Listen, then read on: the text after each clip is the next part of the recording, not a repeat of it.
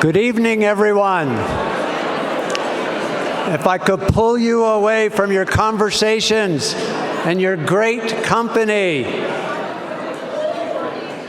Welcome, all of you, to the 45th Annual University of Colorado Law School Alumni Awards Celebration, or, as I called it earlier today, the Buffalo Banquet, which I'm told is not yet officially a recognized brand, but I'm working on it.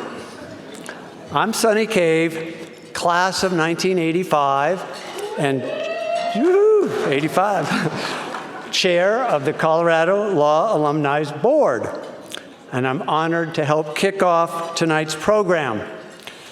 Thank you all for being here.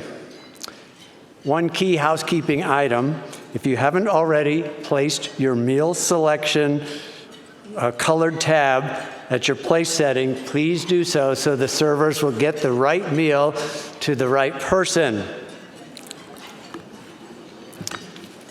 We are grateful for the engagement of our Law Alumni Board and the past honorees who are here joining us this evening to celebrate this year's honorees. Thank you and all you do for Colorado law. I also want to extend a very sincere thank you to the staff at the Advancement Office. These people work tirelessly behind the scenes to put this banquet together.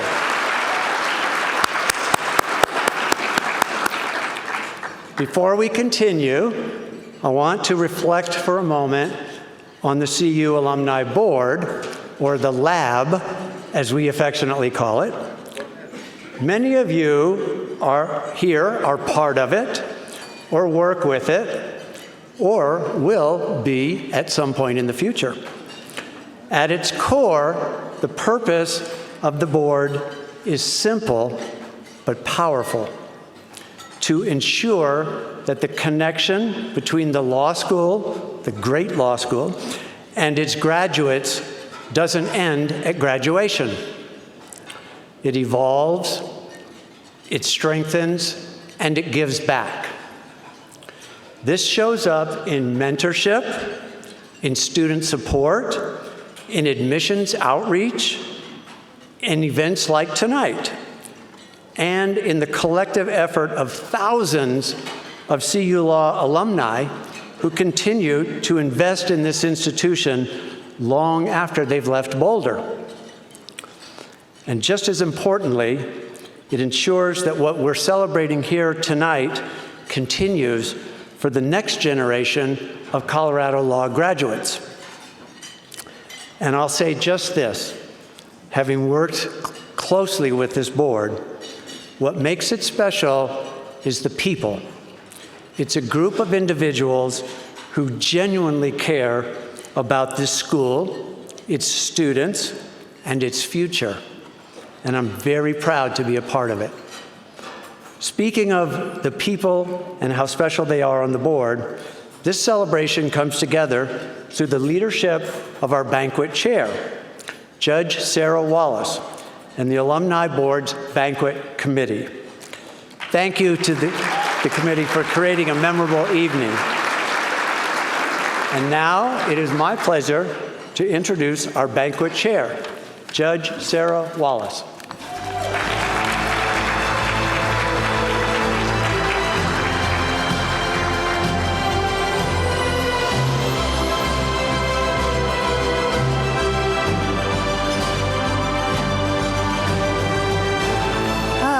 Thank you, Sonny, and thanks to everyone for joining us tonight. Welcome to the 45th Annual Colorado Law Alumni Awards Banquet. It's wonderful to see everyone here. I want to echo what Sonny said about the Colorado law community. For me, CU was a breath of fresh air. I transferred from a law school where the students dressed business casual, despite the fact that there was blind grading. It was a school where the idea of a second career in law was unheard of. The average law student first year was 22 years old. And there were no well wishes in a job search. Your good fortune was another student's missed opportunity. CU Law School for me was just the opposite. The students were there to learn. They wanted the best for their classmates, and there was a sense of community that still exists today, both among the current students and the alumni in this room. For me, that is what makes CU Law School special. I would like to take a minute to acknowledge the breadth of the legal community represented here tonight and our many special guests and friends. I'm going to ask the following groups of people to please stand and remain standing, and we will applause at the end. I invite current and former Law Alumni Boards members and all past Alumni Award honorees to stand and be recognized.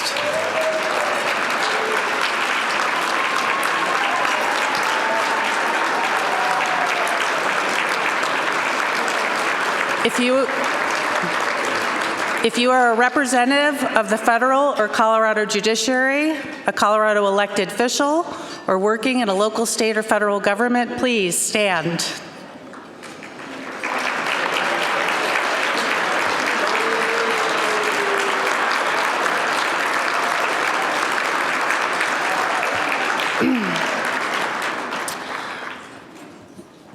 "100% of the proceeds from tonight will go to the Law Alumni Scholarship. Since we began directing all proceeds to student support, this event has created 93 scholarships. Thank you all for making that impact possible. It is with special gratitude that I therefore want to recognize tonight's sponsors, whose generosity elevates this celebration and expands support for our students. We thank our platinum sponsors, Faggy Draker, the CU Foundation, and Polsinelli. Our gold sponsors, Shia and Danzo, Cheney, Galuzzi, and Howard, Crocs, Garnett Powell, Maximum, Barlow, and Farbs, Holland and Hart, the Honorable Gary Kramer, and the Honorable Kristen Mix, the University of Colorado Law School, Wellborn, Sullivan, Meck, and Tooley, Wheeler, Trigg, O'Donnell, and Wilmer Hale. You will find a complete list of sponsors, including all of our wonderful silver sponsors in your program. On behalf of Colorado Law School, we thank you. It is now my honor to introduce the Dean of the University of Colorado Law School and Provost, Professor of Law, Dean Lolita Buckner Innes.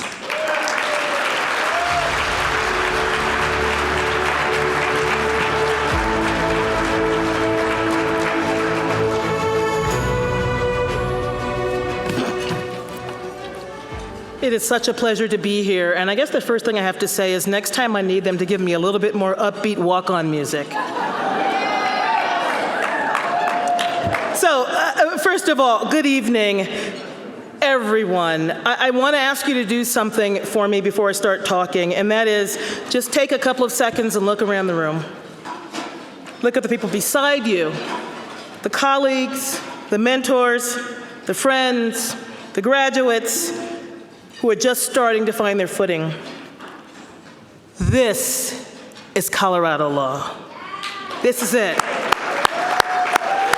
And nights like this remind me absolutely of why I love this place. As many of you know, I am in my 5th year as Dean of Colorado Law. And these years have been filled with challenges. In fact, it feels more like my 10th year, but in a really good way. In a really good way. These years have been filled with challenges and opportunities. And as some of you also know, I was recently reappointed to another term as your dean. I am apparently the first dean in 20 years to do so.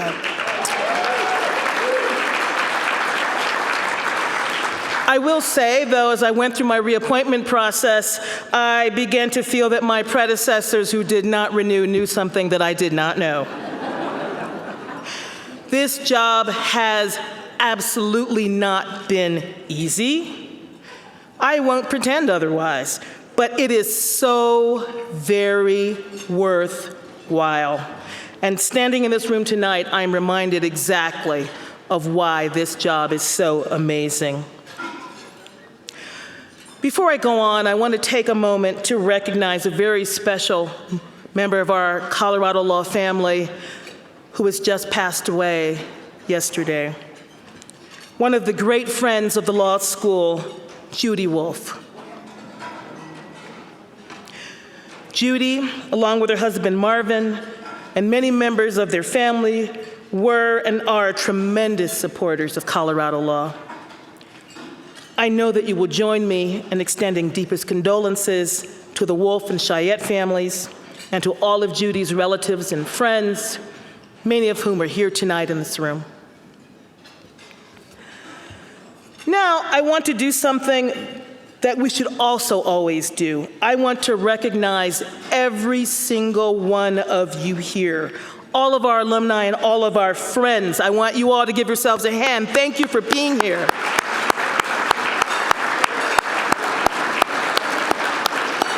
You are the reason that Colorado law is so special. Here's something that I find remarkable, and I never get tired of saying it. Many of our alumni, and indeed our current students, arrived as 1Ls from somewhere else entirely besides Colorado. Indeed, a majority of our entering students come from out of state. I don't know if a lot of you know that. But something happens between that first day of orientation and that day when students walk across the stage at graduation. Something quiet and real and lasting. By the time our students walk across the stage, the overwhelming majority of students choose to plant their roots and start their legal careers right here in Colorado. So to enter CU Law, it turns out, is to become a Colorado lawyer, if the numbers mean anything. And a significant part of the reason for that transformation is because of you, alumni and friends. You hire them, you mentor them, you open doors. That support has been unwavering, and the results speak for themselves. For the last 4 consecutive years, over 90% of our graduates have been employed within 10 months of graduation. This year, I am proud to tell you that the class of 2025 has set a new record for employment 10 years after graduation. You know what it is? 98%.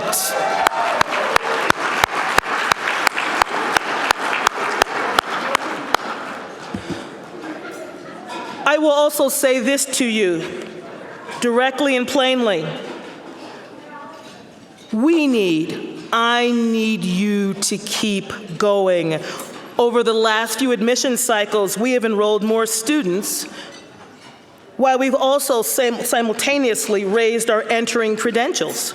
Right now, as of today, of the students we have admitted for fall 2026, the median LSAT is 167, and the median GPA is 3.87.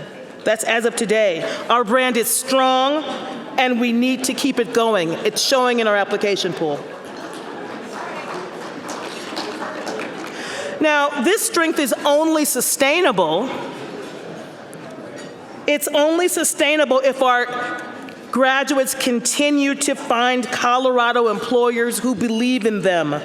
So please, keep it going. Keep hiring them. Keep mentoring them. The pipeline that you sustain is the pipeline of the future. I also want to take a moment to thank so many of you for your financial generosity. I can also tell you that as of today, when I check the numbers, we have received approximately 65% more in gifts than we closed with 4 years ago. And we're not done yet. Remember, the year is still going. The year is still going. Every single gift that you give reflects your belief in what Colorado law can be, and it makes more excellence possible. And now, the part of the evening I look forward to the most. Every year, the Law Alumni Board Nominating Committee reviews an extraordinary number of nominations. the breadth of what our alumni accomplish in courtrooms, in boardrooms, in public service and in private practice, in communities near and far, fills me with genuine, lasting pride. It is tremendously difficult to select our winners, and let me tell you, that's a good problem to have because there are so many wonderful people out there. But tonight, we celebrate 7 of those exceptional people whose achievements represent the very best of what it means to be a Colorado law graduate and lawyer. To our honorees, thank you for your leadership. Thank you for the example you set. Thank you for the impact that you make every single day. Every single day. And now I want to start with the first award of the night. I'm especially delighted to be making the Dean's Choice Award. This year, the Dean's Choice Sunny Flowers Award, named for a beloved alumnus, is being presented to Stephen Hilliard, class of 1976.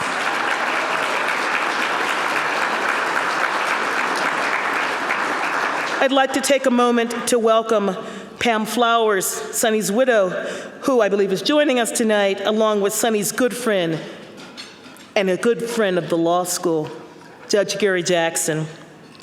Let's watch a tribute video about Stephen. We could cue that.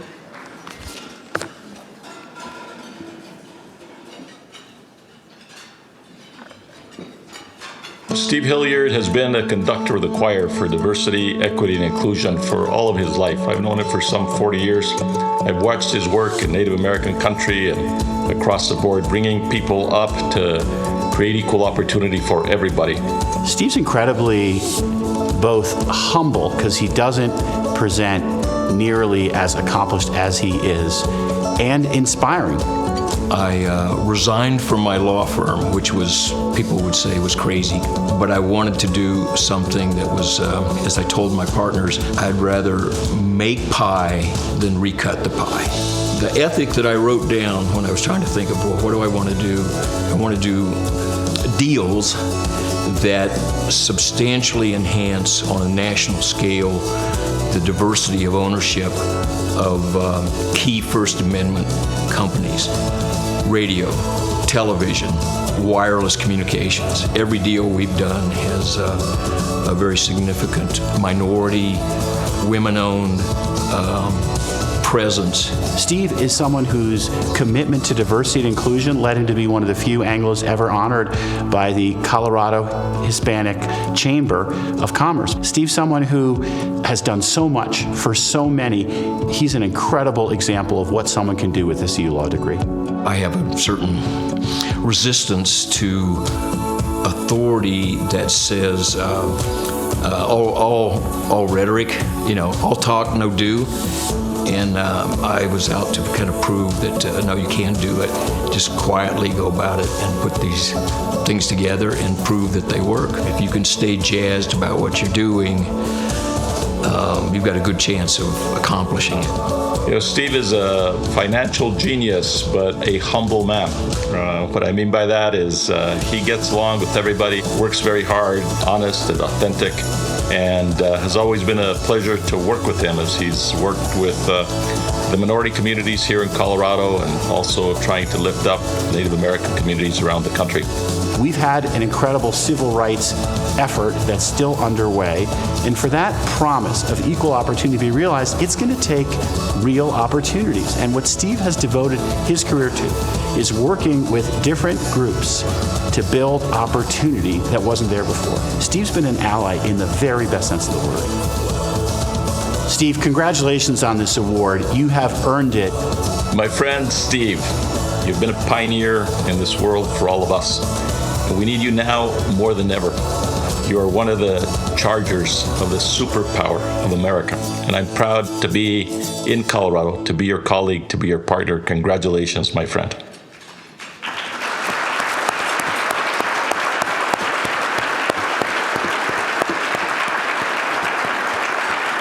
Stephen Hilliard, please join me on stage.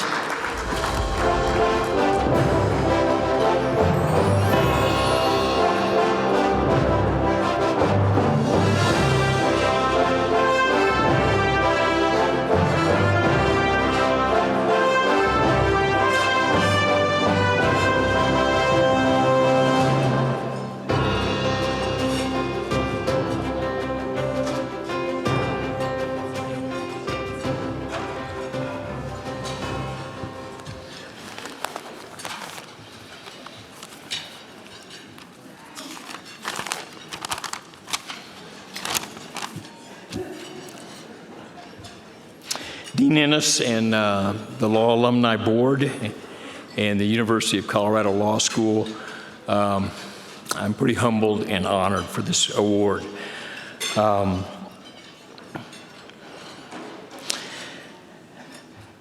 also very thankful for the kind words that Ken Salazar and Phil Weiser gave on this little video. And hats off to the other honorees that will be following me tonight. And I've come to realize that the real importance of this award is not particular, at least in my case, not the particular person that receives it in a given year. It's really for the annual recognition of Sonny Flowers. And I had the distinct pleasure of spending some time with Pam Flowers and with Judge Gary Jackson.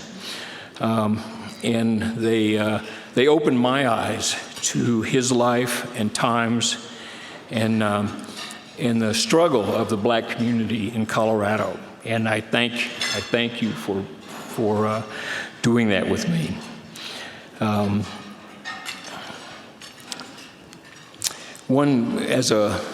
At one time a journeyman lawyer, a litigator, one thing I came to appreciate about Sonny Flowers was how steadfast he was as a litigator for civil rights.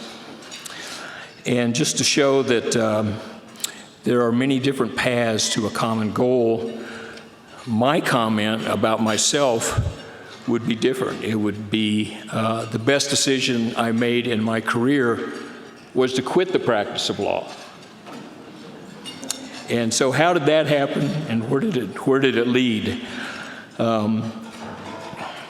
By the way, I did take my legal skills with me when I made that decision that was kind of referred to in the video.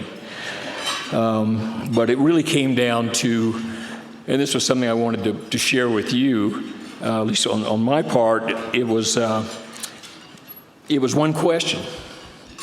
And the question that had always been in my mind throughout my career was, it harkens back to a biblical story of St. Peter was on the road fleeing Rome because of persecution.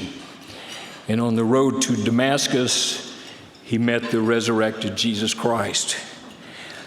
And Jesus asked him one question, and it was quo vadis in Latin, and means, where are you going? And it was that always impressed me about the immense power of asking oneself that same question, where are you going? And it did lead me to change careers substantially.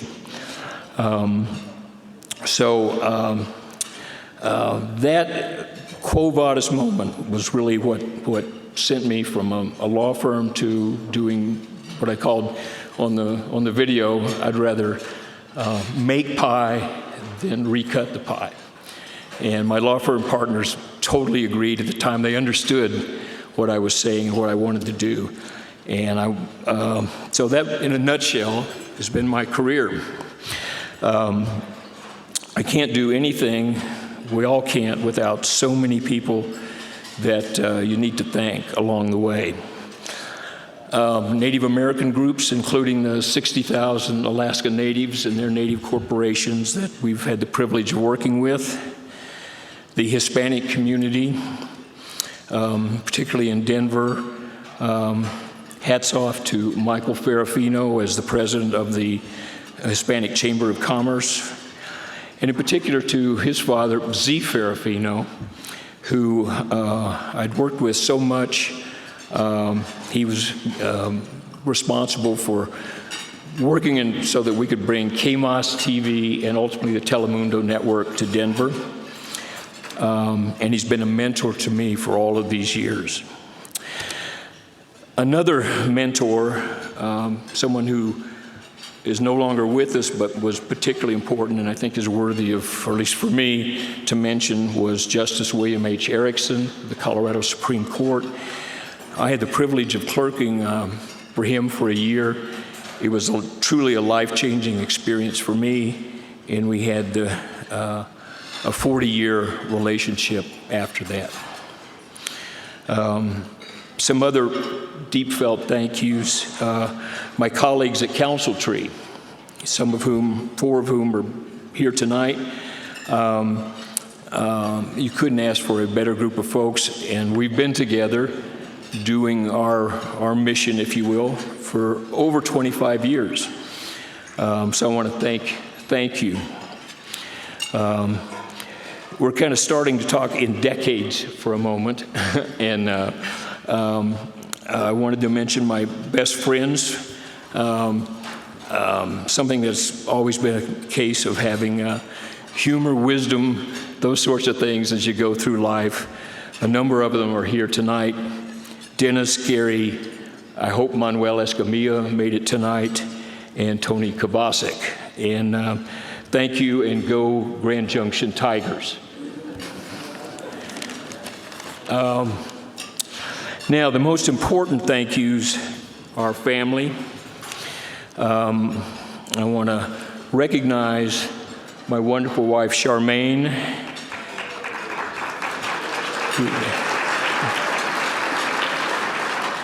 Charmaine is from an Eastern Caribbean island, a naturalized U.S. citizen, and someone I'm so proud to be married to. We've had, between us, 7 kids, 5 of whom are here tonight, and wonderful spouses, and a growing group of grandkids. And lastly, I want to say something about the special debt I owe to this law school. I want to thank you for giving me the inspiration and, importantly, the tool belt to allow me to aspire to meet certain goals, to realize those goals, and I hope that it does justice to the life of Sunny Flowers and to this award. So thank you very much.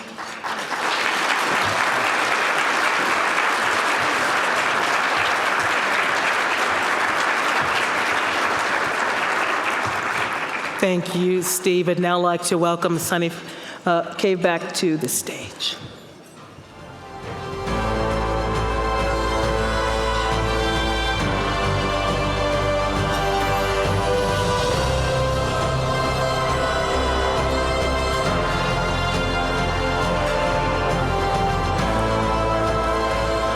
Before we get to the next award, I just want to say I was really struck by Steve Hilliard's vignette on the walk to Damascus and Jesus asking, "Where are you going?" That was really powerful, and it reminded me we have a number of CU Law students who are with us tonight. Please stand if you're a student.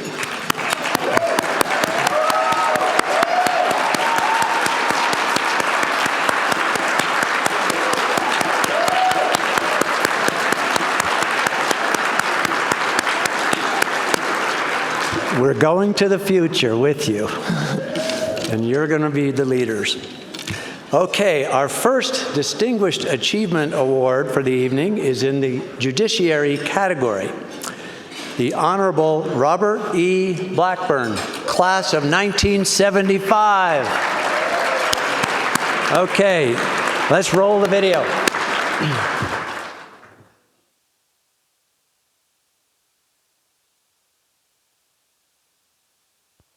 How would I describe Judge Blackburn?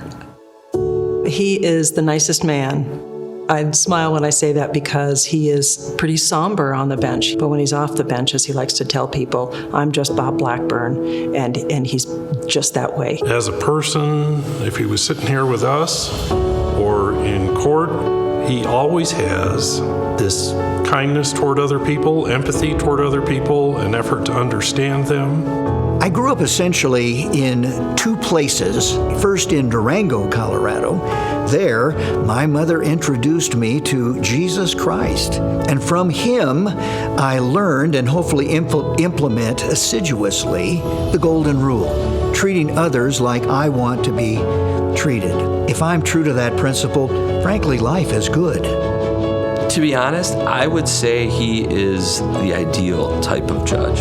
He's extremely well informed about the rules. And then he's polite. He is so kind to the parties and the litigants that appear before him. It isn't common to have the whole package in a judge. We have judges who are very, very smart. They're all smart. But the way in which they apply that in the courtroom is not the same across the board. To have that ability to hold your space and to be quiet and let the parties do their job is not an easy thing. Judge Blackburn is really the top at that, the absolute top. I've never seen anyone as good as he is.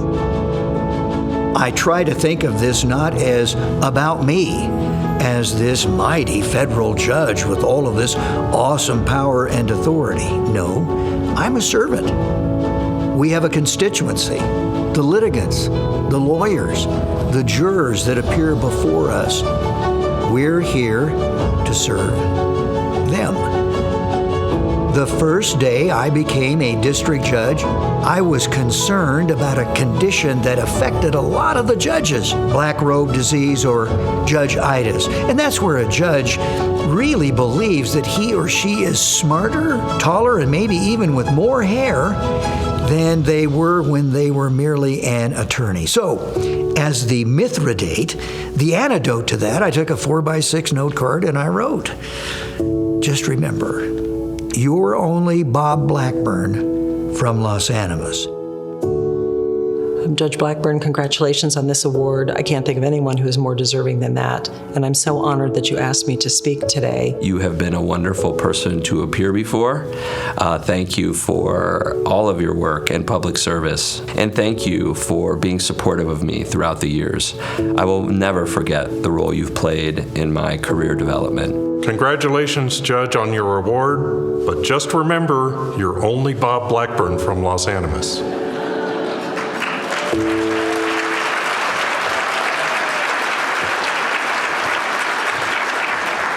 Boy, let's hear it for Durango. Judge Blackburn, please join us on the stage to accept your award.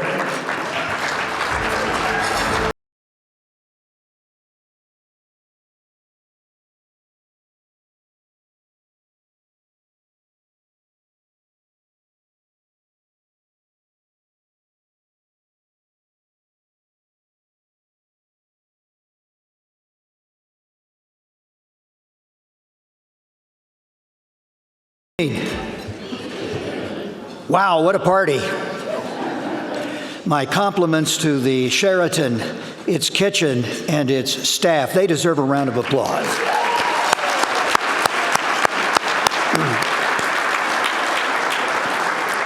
And to the other honorees, their families, and their supporters, congratulations. When it comes to public speaking in my chambers, we strictly stick to the 3 BS's. Be short, be sincere, and be seated. And I'll do my best. Now, this is not the opportunity for some kind of supercilious display of sagacious profundity. Instead, this is a time of thanksgiving. So I intend to do exactly that. Thank as many of the people who made this special moment possible for me. Let me begin with CU Law. Thank you. The Alumni Award Board. Thank you. Michael McCarthy, who nominated me. Michael and I are former classmates, the class of 75, and last year he was in this spot and an honoree himself. So again, thank you. I then graduate to the people that spoke on my behalf and that were interviewed. Valeria Spencer, the Honorable Timothy O'Hara, and Jeffrey Kelson. Thank you. Each of you read the script verbatim as I prepared it for you. Well done. Well done. Karen Hennessy, who I've yet to meet, but she has been so thoughtful and helpful as she led us step by step through this labyrinth and Byzantine process. and Nicholas Rusky and his apprentice helper, Ty, the videographers. Didn't they do an amazing job?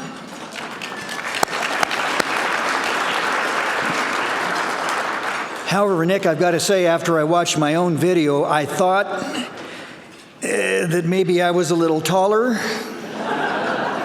a little thinner, and a little blonder. But that's on me and certainly not on you. I'd like to reach out and thank all of my colleagues on the federal bench in the 24 years that I've been there for their assistance, for their guidance, and for their friendship. You know, no judge has a successful career, and certainly not as long as mine. I'm going on 38 years and counting, without the love and devotion and assistance of a family and a legal team. Let me start with my wife, Connie, who is here tonight.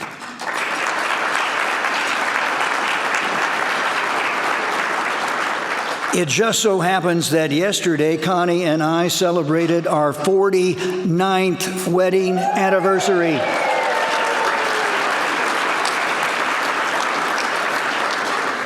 Connie she's gorgeous.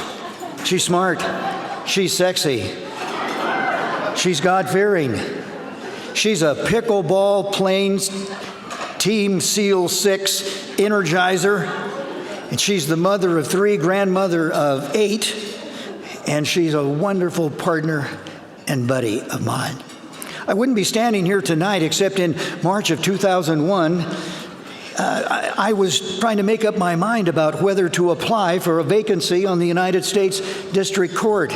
Well, Connie jumped into action. It was a direct result of her ever-increasing, ferocious, persistent pushing of me that led us to make that fateful decision. Thank you so much, Connie.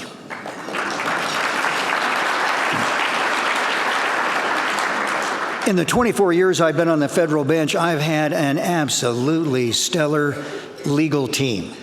I mean, these folks are amazing. Not only are they consummate professionals, they're even better people, and they have all become friends and family. Let me name just a few. Courtroom deputy clerks, Jenny Kramer, Nell Steffens, Kathleen Finney, Lee Robertson, Megan Schmatz. Judicial assistants, also Nell Steffens and also Kathleen Finney, and now Nicholas Orland, who took over from Kathleen in January when she retired in December. And I need to single out Kathleen because she was my longest serving judicial assistant, and she served with dedication and distinction. She's here tonight. Thank you, Kathleen.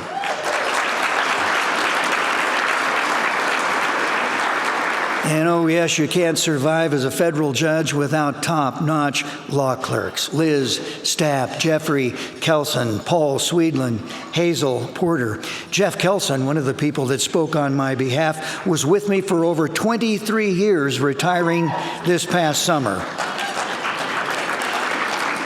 Hazel Porter has now been with me for over 20 years and counting.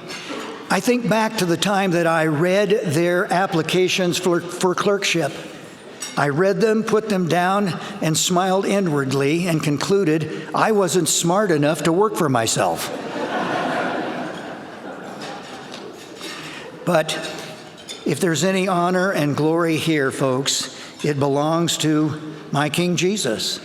He created me, He saved me, He sustains me even now from one heartbeat to the next. Hallelujah. And lastly, and I'm not teasing you, may I never forget that I'm only Bob Blackburn from Los Animas. Thank you.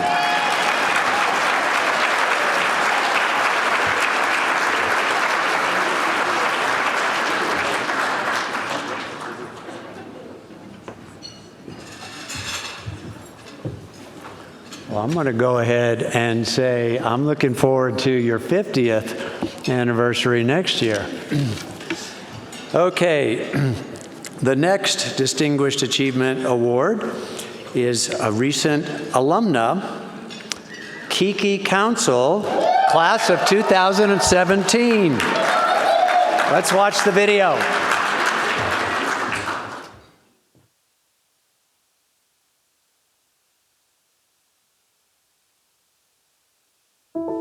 I know Kiki Council because she is impossible not to know if you are working in reproductive health rights and justice. She is a powerhouse.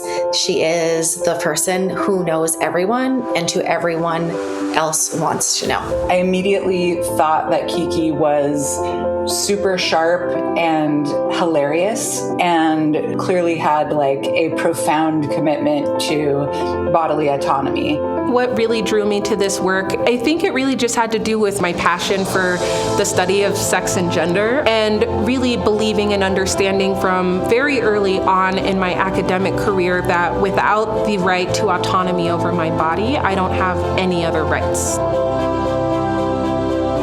She is the living embodiment of what you can do when you put your heart and brains and passion into something that you deeply care about. I can't overstate the importance of having a mind and a heart like Kiki's in the room. For the last few years, Kiki has been the first person that I text when I see something happen that is legal and confusing and scary. Kiki will just break it down for us. Abortion is where we see the intersection of so many different social, economic, and legal avenues. If we take away one part of that, then we're really impacting all of the rest of those rights. Without this core right, we don't have anything else. You give her a legal question, she is going to figure out the answer, and if the answer isn't what she wants, then she's going to figure out a way to find an end goal that, meets what her client is looking for. I think that the most rewarding aspect of my work right now has been working with minors, knowing that I can be there for young people and that I can be a compassionate, non-judgmental voice. I always tell my clients that we can go through this whole thing and you can decide the day of that you don't want to do the abortion, and I don't care. It doesn't matter to me. I am an agent of your choice. Kiki sees freedom as an inherent right and the law as something that exists to constrain that in various ways. She's intent on looking at ways to wield the law in order to preserve our freedom. Congratulations, Keeks. I love you, and I'm so proud of you, and I'm so grateful for you. I am grateful to know you, to call you a friend, to work with you, to have you as a colleague. Our movement and our world are better for you, and I'm thrilled for you to get this award.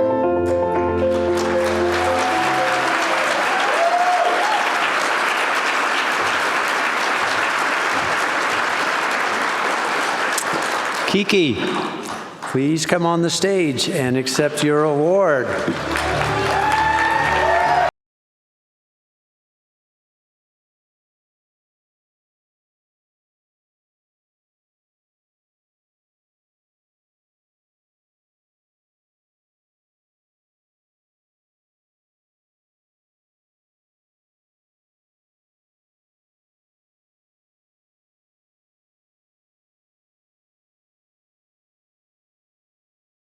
Well, hi everybody.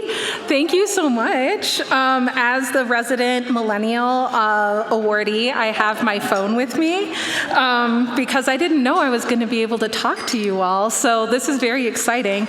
I just want to say, first of all, that I stand on the shoulders of giants. Anybody who hasn't been afraid to stand up for what is right, especially in a moment of crisis, as I think that we are experiencing legally right now in the United States of America. I want to say congratulations to my fellow awardees. I am honored to be even thought of in a class with all of you. I am so much younger than a lot of you. And I don't have staff to thank. I don't have...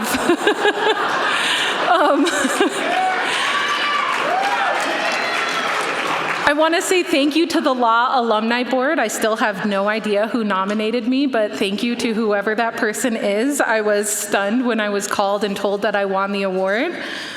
I want to say thank you to all of my CU law professors, especially if you're in the room right now, and any staff who made my experience at CU Law so much better than my experience in undergrad. I want to say thank you, most importantly, to my mother and my grandmother, who are here tonight.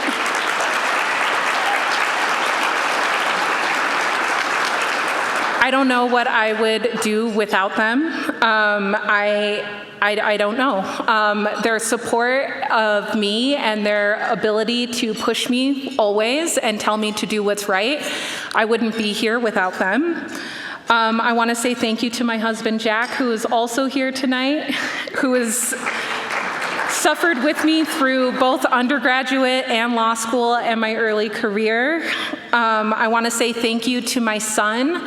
I live with somebody who doesn't know where Iran is or what tariffs are or what the economy is, and it keeps me grounded. It is incredibly wonderful to be living with a 2-year-old, even though he is mildly a terrorist right now.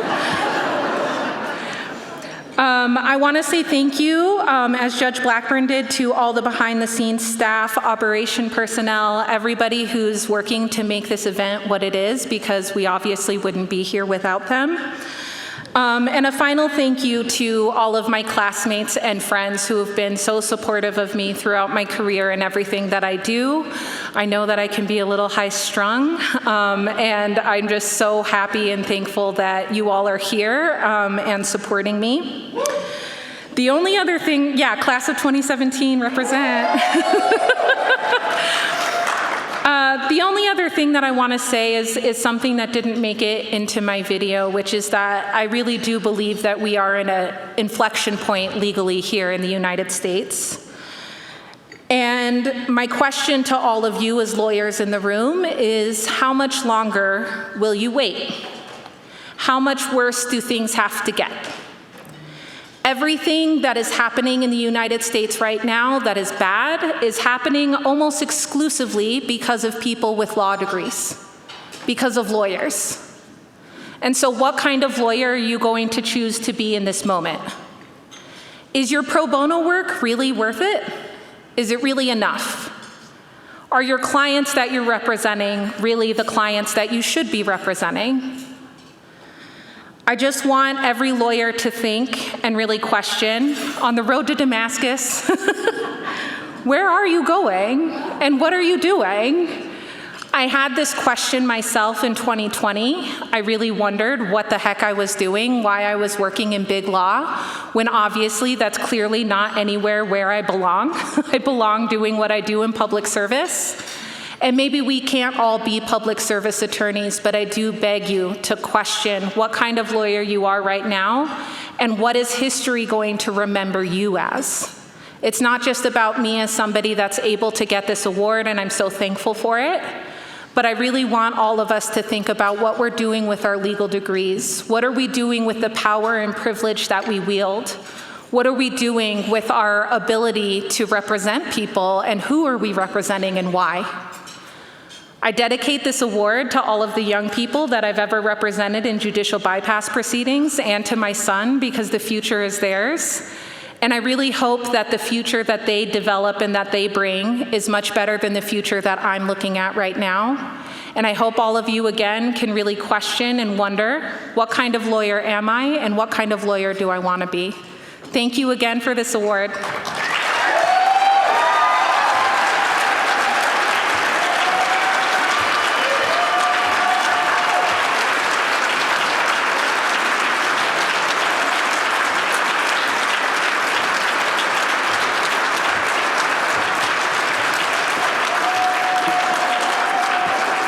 That was some powerful words there.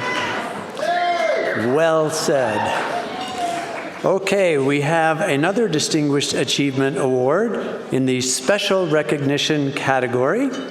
We're pleased to honor David Douglas, another class of 1975. Let's watch this tribute video.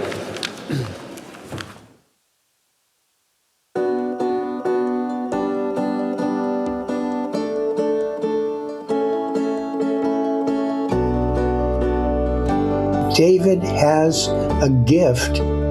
Every time I encounter him, he's involved with making the world better. He is not an academic or a theorist. He is somebody who has worked all his life to translate his faith into action.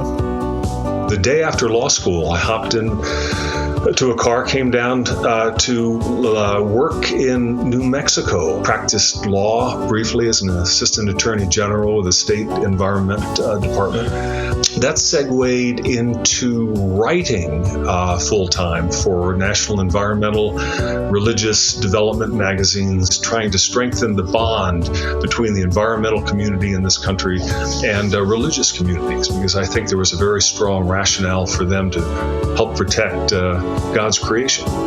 Work in water really began with having a daughter who was sick, and it was in the middle of the night. I was walking her back and forth, trying to keep her from crying, and I thought, what would it be to live in a part of the world where you could not provide clean water to a child who was sick? It's something that is within our capacity to do something about. David understands that, and he inspires us all to do our part. This is an issue that is too easily forgotten, and it's too easily neglected unless you have someone like David who keeps the torch burning. When I was writing the challenging piece, there was always wondering who's out there reading what you're writing. A poet once said that for him, publishing a volume of verse was like dropping a rose petal down the Grand Canyon and waiting for the echo. And so at times, I remember when I was writing, I thought, instead of writing about the issue, wouldn't it be good to try to see if we could actually get clean water to communities? To say that one is a humanitarian or that one cares for community or society, it's easy to say, but very hard to do. That is where David is. And my feeling is that he also sees himself as a huge beneficiary of all that is beautiful and majestic and wonderful in the world around him.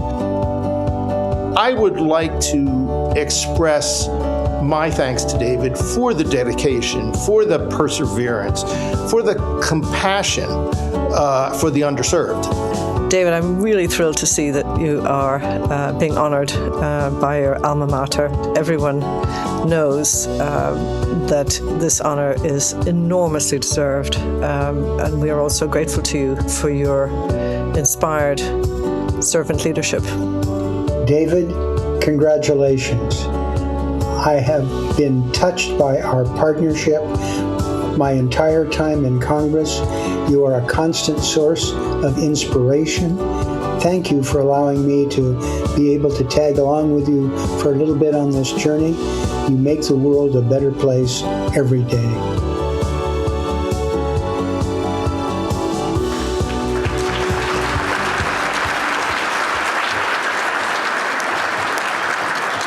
True story. I heard on the radio today, it's true, when I was in Phoenix before I flew up here, we're all waiting for wet water.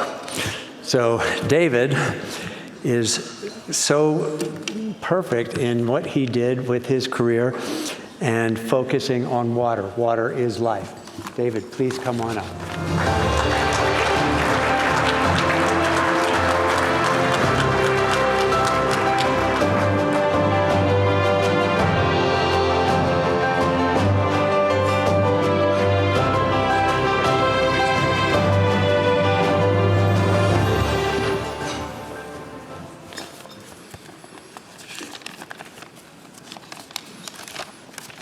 Kiki, thank you for those words.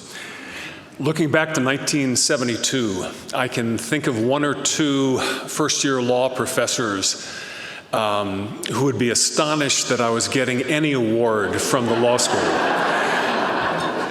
Needless to say, I'm grateful to the Law Alumni Board, those who planned this evening, and the law school for this recognition.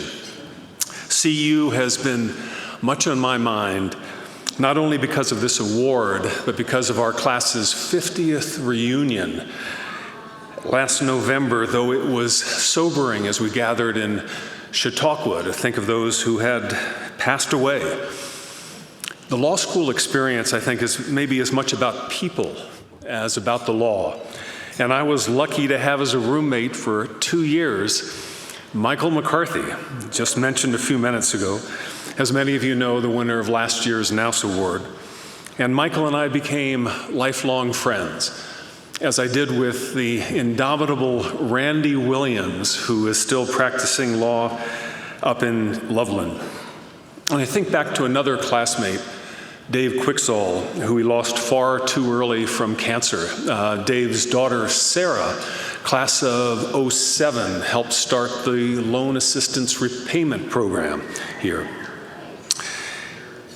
Dave and I played guitars throughout law school, and I think we were occasionally joined by 2 of our law professors, Don Carmichael on upright bass and Skip Chase on the conga drums. And I think one of the apex of my law school experience may have been evenings spent with our con law and property professor pounding out Bob Dylan's All Along the Watchtower. So my wife, Deborah, and I met in 1976 as young lawyers in Santa Fe when I was clerking on the New Mexico's Court of Appeals, and I met Deborah the first day she was in town, having arrived from the University of Kansas to clerk on the Supreme Court.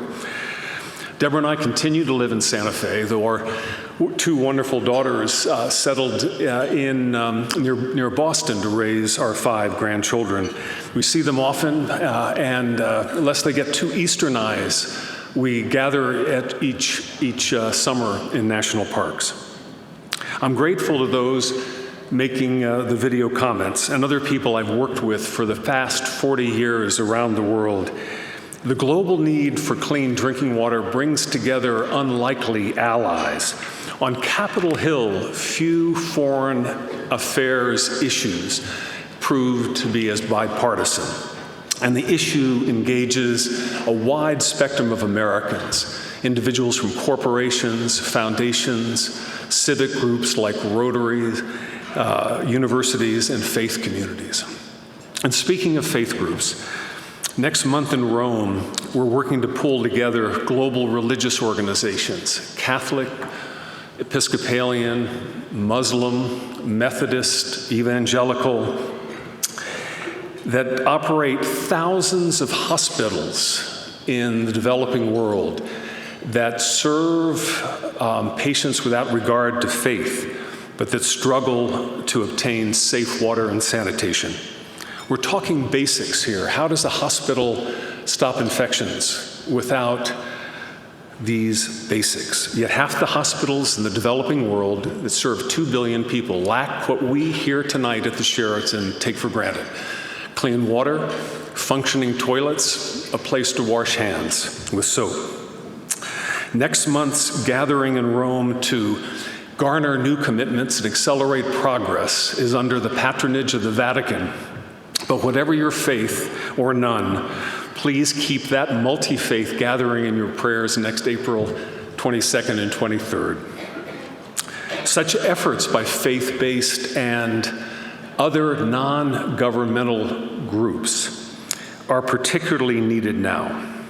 The U.S. government's water work through USAID allowed 70 million people to get clean water in recent years for the first time in their lives. But that water program and other parts of America's foreign aid structure that saved millions of children's lives by cutting such diseases as TB, AIDS, and malaria, that bipartisan foreign aid structure was demolished in a fit of pique and a frenzy of misinformation by Elon Musk and Donald Trump last year. And that leads to my final comment, building on what Kiki just said. It's another reason CU has been on my mind. Alumni of CU and other law schools have rarely played a more important role in our country's constitutional life. Given an administration that steadily undermines the rule of law, and a president who says, "I do not need international law, because the only thing checking my power is," quote, "my own morality." law school graduates are increasingly on the front lines of preserving the rule of law in this country, and thank goodness for those who are standing up. Facing a difficult challenge, but one certainly no more daunting than the first year of law school. Thank you very much.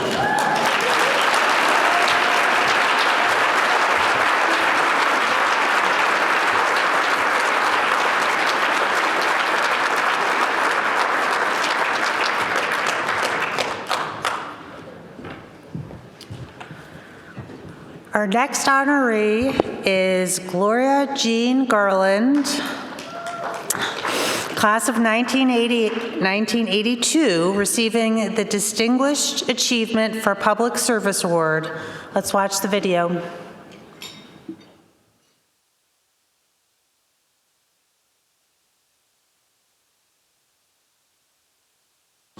Jean is a wonderful public servant and advocate because of her intellect, her empathy and compassion, and her ability to get things done. I think studying law was always an interest of mine and in the back of my mind. I enjoyed law school. I like Boulder. I like the mountains and the surroundings. I enjoyed my classmates. My second year of law school, I clerked for the Justice Department, and I got a job in the San Francisco Antitrust Division. Did antitrust law for 3 years, and I just wasn't sure I really wanted to be a lawyer anymore, so I stopped after 3 years, and I went to the Free University of Brussels, and I got a master's degree in LLM in international and comparative law. She really had caught that international development bug, and so she dedicated herself to the laws affecting civil society in Central Europe. By working at ICNL, she worked for the European Roma Rights Center for USAID, and she's really dedicated her life to public service and international development.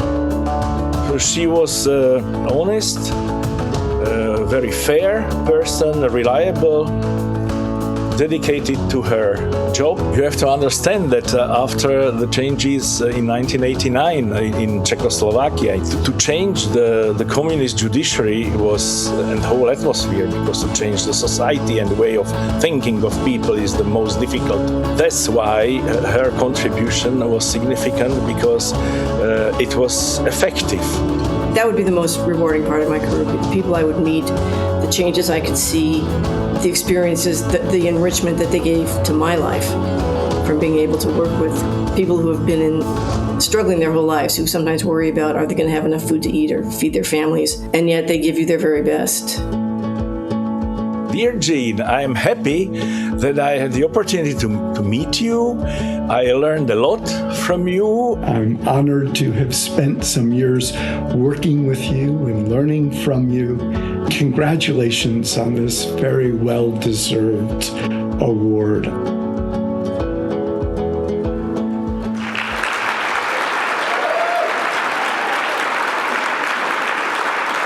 Jean, please come to the stage to accept your award.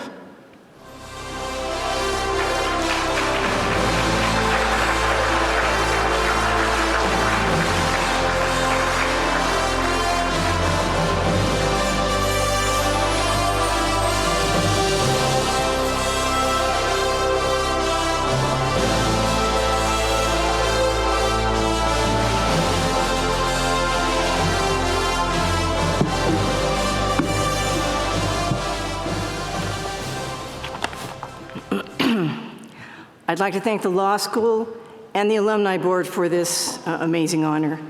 As a law student, I received a lot of support from CU in the form of grants, loans, work-study jobs, for which I'm very grateful. It is a privilege to share this room with others who recognize the importance of giving back to CU so that future generations can have the same opportunities that I had. Following the fall of the Berlin Wall in 1989, the U.S. Congress passed the Support for Eastern European Democracy Act to encourage the development of sustainable democratic institutions in the former communist countries. My first foray into international development was in 1993, as a volunteer for an American Bar Association project called the Central and East European Law Initiative. I apologize for the cough. I've had it for about 3 months now. But I took a leave of absence from my law firm in San Francisco, and I headed to Slovakia for 6 months. I worked very closely with the Slovak Judges Association, an organization that was set up mostly by younger Slovak judges who were interested in changing society's view of their role. Under the communist system, judges were appointed by and beholden to the party. Their judgments usually reflected whatever the party wanted, and the population knew it. With ABA support and USAID funding, we organized a conference for Slovak judges on the best ways to develop a professional judiciary that demonstrated integrity, impartiality, and respect for the law that would earn the public's trust. I reached out to Justice Jim Kerrigan, who was then the Chief Justice for the Colorado Supreme Court. Probably many of you in this room knew him. And the ABA reached out to Judge Patricia Wald of the U.S. Court of Appeals for the D.C. Circuit. They both kindly agreed to come to Slovakia for a 2-day workshop that had a real impact on these judges. I did go back to practicing law for a short while when my 6 months was up, but by then the bug had bitten me and I realized there was no turning back. Success in democracy programs is much harder to measure than other foreign assistance programs, like we've heard about some of them this evening: healthcare, agriculture, infrastructure development, clean water, sanitation systems. What I learned from a career of working on democratic governance and rule of law is that democracy is fragile, not only in developing countries and countries in conflict, but in advanced countries as well. Many of my colleagues in the Foreign Service come from legal backgrounds. And I think we as lawyers, as my prior colleague said, we have a huge role to play in helping the American public understand the importance of the rule of law, the protection of human rights, and the need to protect and defend our Constitution, as so many of us in this room took oaths to do. Democracy and the rule of law need our constant vigilance and efforts to ensure that the United States remains a country of laws equally applied to all. I'd like to thank CU Law, my professors, my classmates, for the preparation they gave me to undertake the work I've done, for the amazing opportunities that I've had, and for the example that they've set. I'd also like to thank my very patient husband, Bruce Byers, for his never-ending support. There he is. and for following me around the world on crazy adventures to places like Slovakia and Hungary in the early post-communist days. Those were the fun days. To Afghanistan, Colombia, and shithole countries like Rwanda. I'd also like to thank my friends and my CU classmates who are here tonight. Many of them are more family than they are friends. I'd like to thank my former law firm, Reed Smith Crosby Heafy, although I don't think anyone's here from there, for their excellent training in my early lawyer days, and I'd like to thank the American Bar Association for introducing me to the thrills and challenges of democracy development in the international arena. I'd also like to give a special thanks, and I'm so appreciative that USAID has been mentioned by other people here tonight, the no longer existing United States Agency for International Development, and my colleagues there who represented the best of the United States. Their soft diplomacy not only saved millions of lives and lifted millions out of poverty, but it built goodwill towards the American people. When the U.S. retreats from this role, others with different values, think China, Russia, step in to fill the gap. I hope someday the Congress will realize the true cost of eliminating U.S. aid and slashing foreign assistance and take steps to restore it. And I'm glad I didn't have to be afraid about being a little too political and others preceded me. My husband was worried about that. I am very grateful for the opportunity to be with such an illustrious group of people this evening, and I thank CU Law and the Alumni Board for this tremendous honor. Thank you.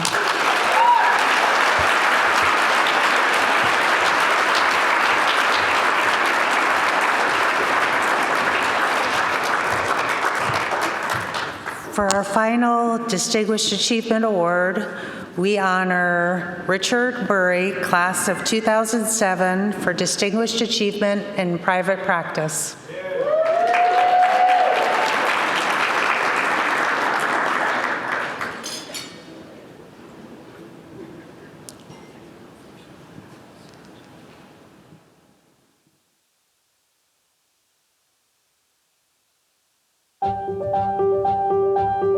Richard is such a consummate professional. He listens to clients so well. I think it's a good reflection of Richard's personality in that he really cares about what's happening around him. He has been involved in so many different projects that involve making the profession better. And then he worries about the clients. He took to heart the aspect that we're in a profession of service. Richard models what is the best in our profession. He is so ethical. He is so detailed and dedicated and so bright.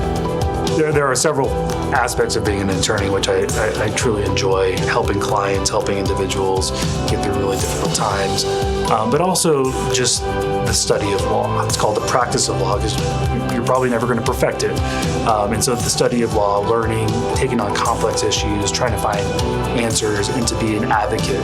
Not everyone in private practice has the same drive and the same commitment to public interest lawyering as Richard does. He is so committed to doing with his degree and to doing with his profession public good. Richard is a wonderful contributor to our community, not only through his work as a lawyer, but as a volunteer. He's always there, ready to help serve.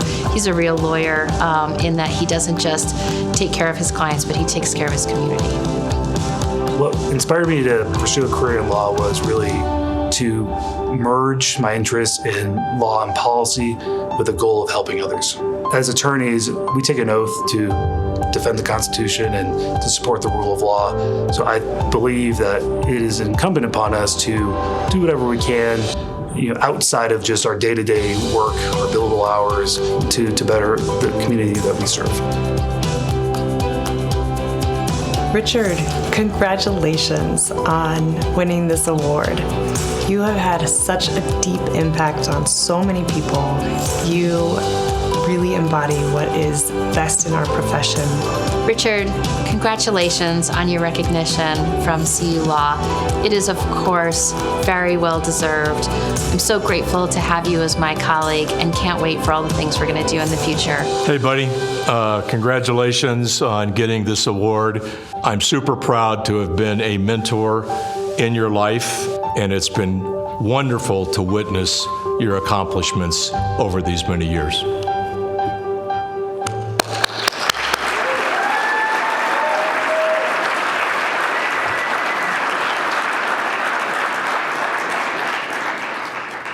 Come, please.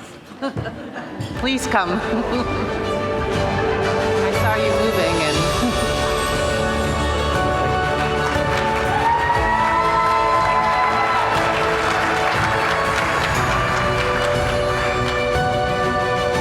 Sorry, I didn't hear the Academy Award music playing to make the transition to the stage. So thank you, Judge Wallace, and thank you to the Law Alumni Board for this incredible honor. Having served as chair of the Alumni Board and the nominating committee and the Banquet committee, I know how much time and effort goes into planning the awards and this event. So thank you so much for all your hard work. It is truly an honor to accept this award. Thank you, Jennifer and Emo and Mark, for your kind words in the video we just watched. While this award is being presented to me tonight, it really belongs to so many other people who instilled so much time and effort in developing me as an attorney. From my parents and my family to mentors and supporters throughout my time as a student and as an attorney, I stand before you as a product of so much invested in me by others. I want to take just some time to recognize some of these individuals. While not an exhaustive list, because we might be here all night, there are some specific individuals I want to recognize. To the judges I worked for, thank you for showing me the behind-the-scenes workings of the judiciary. Thank you, Judge David Furman of the Colorado Court of Appeals, and then Justice, now Judge Allison Ide, both of whom I interned for as a law student at CU. And thank you to former Chief Justice Nathan Ben Coates for providing me an amazing clerkship experience upon graduation. Justice Coates helped teach me how to be an advocate, how to research, and to write better, all critical skills for a litigator. And that will always be one of the most rewarding jobs I've ever had. The next person I'd like to recognize is my dear friend and mentor, Mark Fogg. I joined Mark's law firm immediately following my clerkship and was Mark's associate for several years. His mentorship during those years set me on my current path. He introduced me to the bar associations, and he showed me the importance of community service. He taught me professionalism. He taught me how to be a lawyer. But most importantly, he taught me that being an attorney is one of the few ways you can spend this time on earth, really putting the needs of others ahead of your own. So I'm so very thankful for your mentorship, your friendship, and your support throughout all these years. In 2012, I made a move and went to Polsinelli. The last 14 years at Polsinelli have been incredibly rewarding, and thank you to my colleagues for being here tonight. I want to thank our former office managing partner, Jennifer Evans, who's a past recipient of this award, as well as all of our staff and our clients for entrusting us with their work. This listing is not just a job history. It really represents an important and fundamental aspect of who I am as an attorney, and it can really be summed up in one word, which is mentorship. Each of these individuals in my professional life taught me valuable aspects of the law, about professionalism, and I would not be here today if it wasn't for the valuable lessons I learned from each of you. And to all the students here tonight, my takeaway advice is this: find mentors, find people who will help you grow and who will support you, because those personal connections will be life-changing. But the most important people who got me to where I am today is my family, my parents, my beautiful bride, Elizabeth, and our beautiful children, Kaden and Olivia. And to my in-laws, Steve and Carol, who are here tonight as well, thank you for all of your love and support. And Elizabeth, without your tireless devotion, love, and support over the years and putting up with me and the things I do, I surely would not be standing here tonight without you. I also want to acknowledge my fellow bar leaders from the Colorado and Denver Bar Associations, who I know some of whom are here tonight, and my colleagues from the Colorado Access to Justice Commission, and recognize the amazing work that they perform in defending the rule of law and uplifting our profession throughout our state. And speaking of mentors, I also want to thank Attorney John Zackham, who could not be here tonight. I was a summer associate for John twice during law school, and years later, John was the one who introduced me to the Access to Justice Commission, and it was his efforts that got me appointed by the Colorado Senate. And then I had the pleasure to go on to serve 9 years on the commission and 2 years as chair not so long ago. Access to justice is not a partisan issue. Access to justice is a community issue. It's a people issue, and above all, it is a moral issue. It's imperative to our judicial system, and I'm proud of the work being done in Colorado, including efforts by Dave Stark, who we'll be honoring here just in a moment, who's been immensely involved in those efforts for several years. And Dave, congratulations on an incredibly well-deserved honor tonight.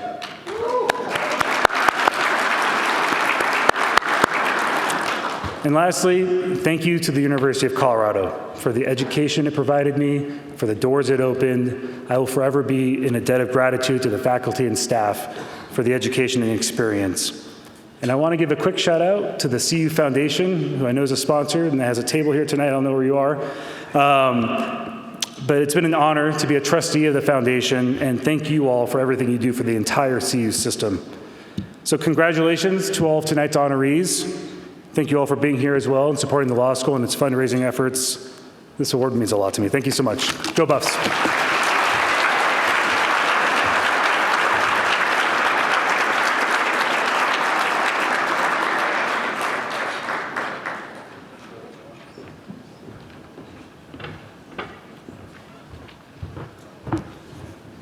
Thank you, Richard, and congratulations once again. It's now my very great honor to present the William Lee Nance Award, which is Colorado Law's highest alumni honor. Established in 1960, this award is given in recognition of outstanding achievement and sustained service to the law school. We are so very pleased to have the Nance family here tonight, and we thank them for their longtime support of Colorado law. Nance family, where are you? Right here. All right! Woo! Woo! Woo!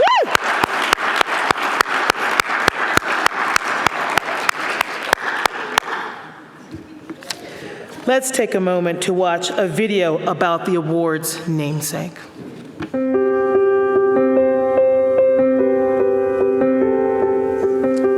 My grandfather, William Lee Nance, was born in Ouray, Colorado in the late 1880s.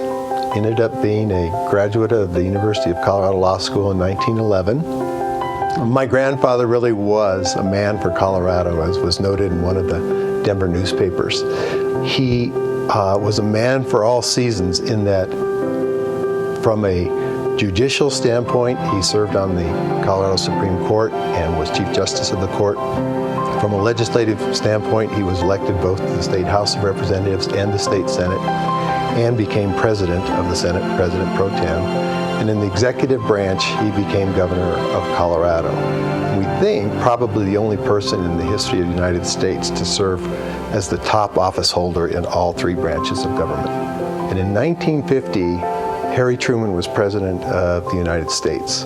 And he offered the U.S. federal judgeship to my grandfather, and he had a tough decision to make. He was governor on one hand, very popular governor, but he loved the law on the other hand. So he did accept that appointment to the United States Federal Court, District Court, and stayed there until he died in 1959. Well, the award presented by the law school is the one the family cherishes the most. A lot of people asked him in his life, what did he prefer, the executive branch of being governor or the judicial branch and the law? And he, on balance, preferred the law. He was a true public servant.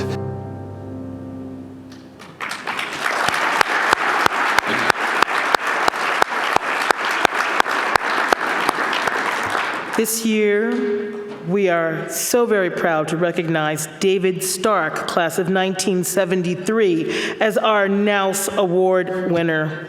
Woo!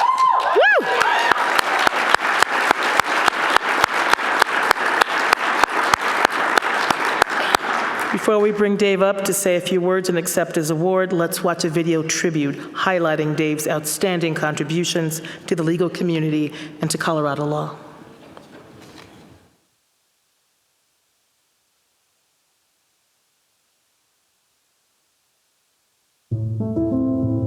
Dave Stark has tremendous integrity and character. That is got to be the headline with any conversation, starting with Dave. I would describe him as, first of all, just wicked smart. He's incredibly kind and empathetic, and one of the hardest workers that I've ever known. I can't really think of anybody I know of who's done more for the law school, but also more for the legal community at large. And that's what I think of the Nance Award as being about. I am a Denver native.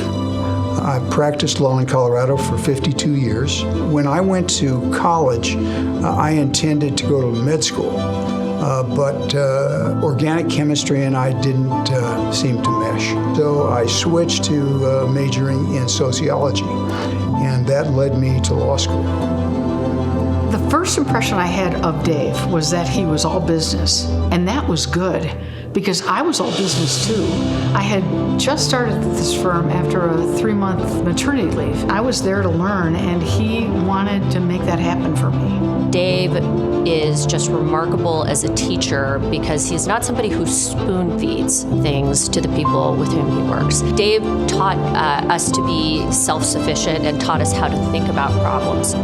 I have had the opportunity to work with many young lawyers. Those experiences were great fun for me and a great opportunity for me to pass on the skills that I developed over my career. Dave as a lawyer, has accomplished a tremendous amount in his career. Just as a trial lawyer, he has an incredible track record. When I got to work with him, he was more on the civil side, and again, just an absolutely formidable commercial litigator.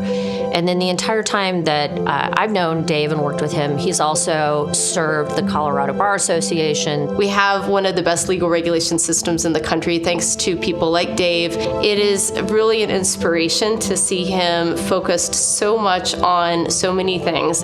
That, along with his service to access to justice and making sure that the gap in access to justice can't be fully addressed, but is at least acknowledged and work is done, I think those are the most important accomplishments for Dave. The idea here is to figure out a way that we can serve that huge client population that right now doesn't have the money to access justice in terms of a long-term effect and in terms of really changing people's lives. My work in the access to justice space is the thing that I am most proud of. I think Dave deserves to be recognized, in a word, just service. Dave is someone who has served his community, his profession, the law school, his family, his entire life. His efforts to just be an ambassador for the law in the community, to care about people, to care about how the law works, and is it serving people the way it needs to serve people. There's nobody I can think of who's a better personification of all the virtues that the Naus Award aspires to recognize. The things that happen, they just happen to happen at the right time, at the right place. I had the right opportunities. It's amazing how all of those things came together to make my career what it was. It evokes the feeling that, boy, have I been lucky. Well, Dave, it's been so many years of me knowing and benefiting from my work with you. It's really hard to come up with the words to thank you directly for everything that you've done for me. I feel that my foundation as a lawyer was as a result of how you taught me. Dave, congratulations. There really isn't a shortage of ways for the people of the state of Colorado to thank you for everything that you've done. Your career has been one filled with profound service and profound impact. I'm so proud of you that you're getting this award. It's so well deserved, and congratulations. David Stark, please come on stage.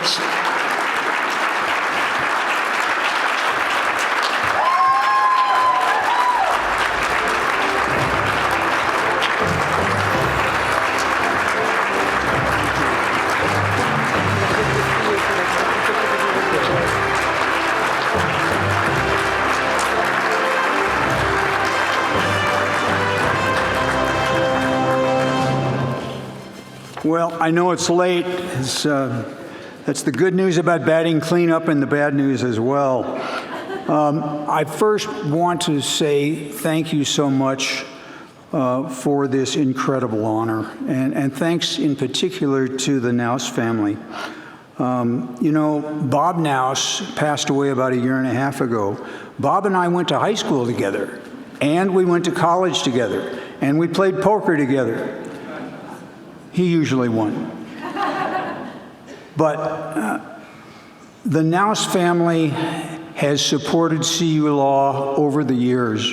Caroline, his partner, is now the spokesman for the family with regard to CU, and I have gotten to know Caroline, and she is a marvelous individual and a great representative for the family.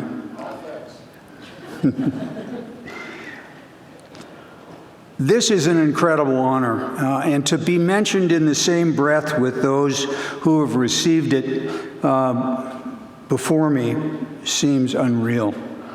I could read off the names that they are listed in the program, but I only have 5-6 minutes.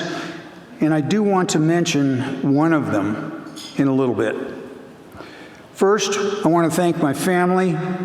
None of my volunteer work as a lawyer would have been possible without the support of my wife, Donra,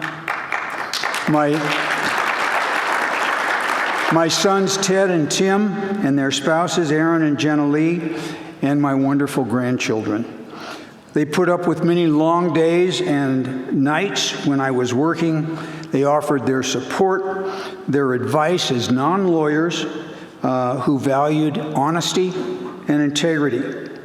I also want to thank my sister Judy and my brother John, who passed away just last month.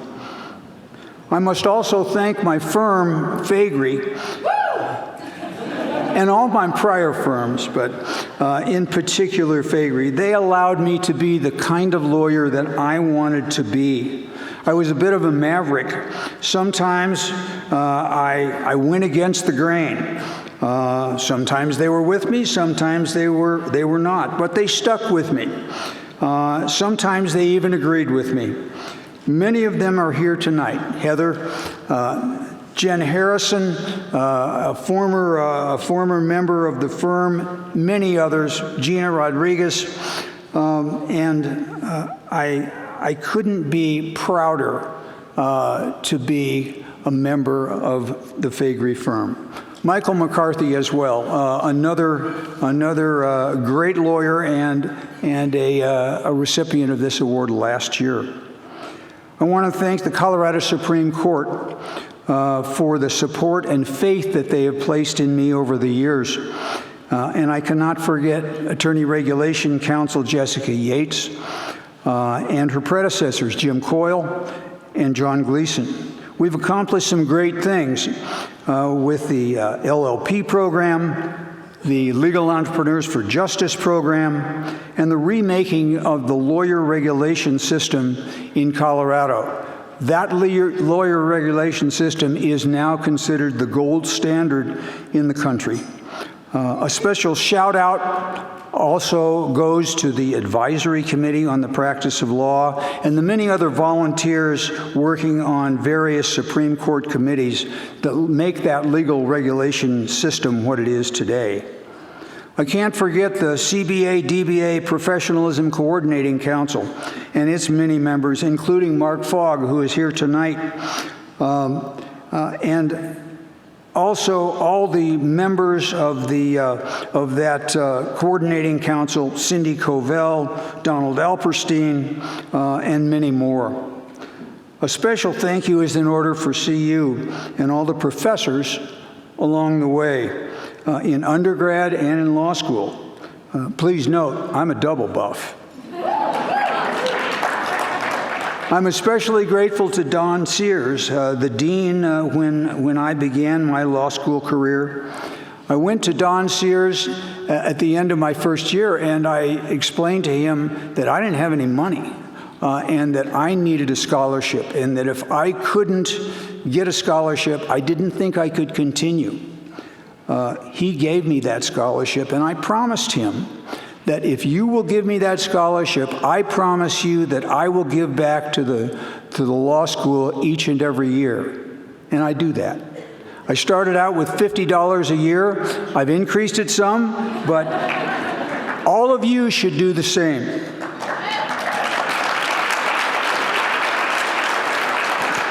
I also want to thank Georgette Vigil. I'm not sure if she is here tonight. She was the Senior Director of Alumni Engagement while I was the chair of the Law Alumni Board.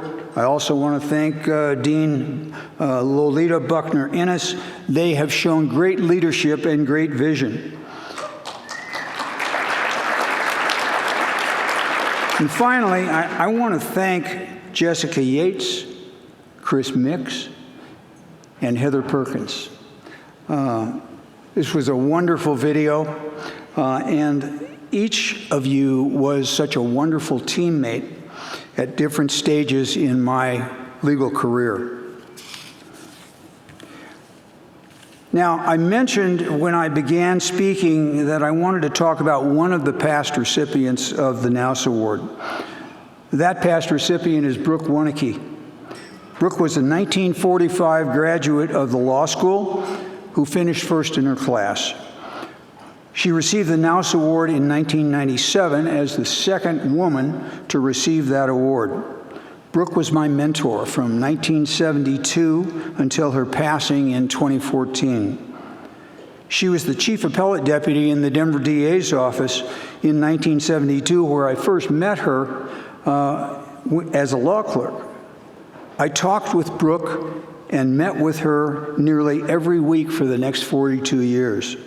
She was the best lawyer I have ever known and the most important person in my legal career.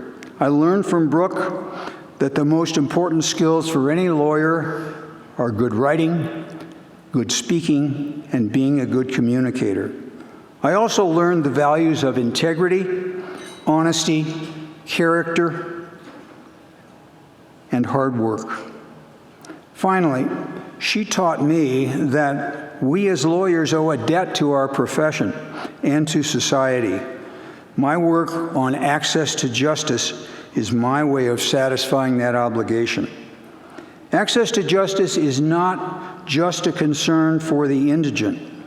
Access to justice is a continuum, ranging from clients below the poverty level to those caught in the justice gap, to those dealing with systemic problems that often go far beyond legal issues. Each organization supporting access to justice plays a part in our efforts to level the playing field so that all have a chance to live their best life. One more point. We're going through difficult times, but we will be able to make it through as long as we commit ourselves to support the rule of law and to support our Constitution. Thank you again for this wonderful honor. I want to leave you with a quote by Ralph Waldo Emerson. The purpose of life is not to be happy. It is to be useful, to be honorable, to be compassionate, to have it make some difference that you have lived and lived well. That's what I've tried to do in my career, and I hope you'll do the same. Thank you so much.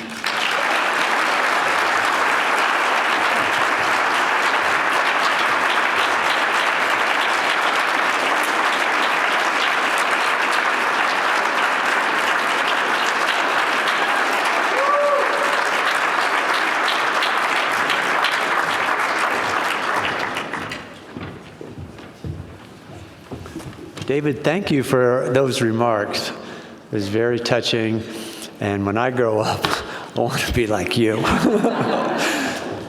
Okay, we're just about to conclude the program for the 45th annual, what did I call it? The Buffalo Banquet.